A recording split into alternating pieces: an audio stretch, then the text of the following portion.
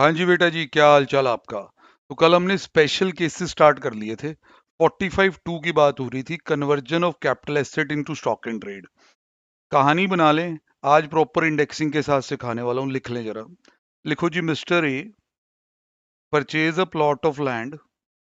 Mister A purchase a plot of land for ₹50 lakh, 50 lakh रुपए, on 4/5/2007।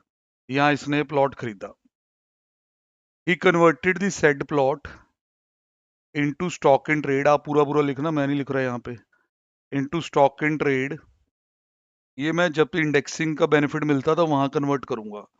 On 19/11/2023। 19/11/2023।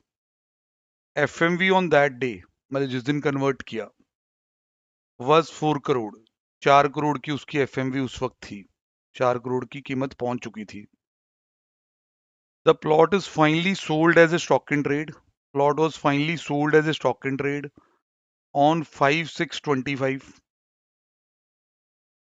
For 650 lakh. यहां stock in trade की तरह बिक गया।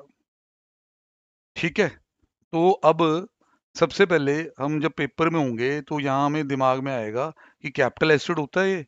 हाँ जी, plot of land is always a capital asset. Residential हो कमर्शियल हो, plot of land capital asset है।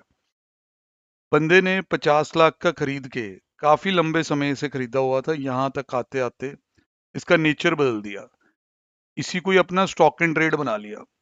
अब ये सेक्शन आपका एप्लीकेबल हो जाएगा। कौन सा जी? 45(2), जिसके बारे में कल आपने थ्योरेटिकली पूरी नॉलेज ले ली थी, तो मैंने कहा था प्रैक्टिकल करेंगे।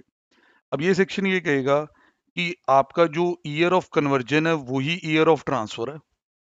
कैपिटल गेन कंप्यूट करके रख लें उसके अकॉर्डिंग, पर टैक्स तब देना जब आपका प्लॉट बिक जाएगा। तो लिखना शुरू करें। लिखो। Date of conversion. Date of conversion will be taken as date of transfer. Solution में लिखना शुरू करें।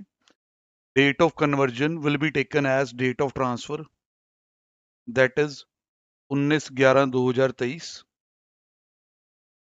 Capital gain will be computed in accordance with section 45(2). ये भी बता दें चेकर को कि हमें पता है कि यहाँ 45(2) लगना है। आगे लिखें।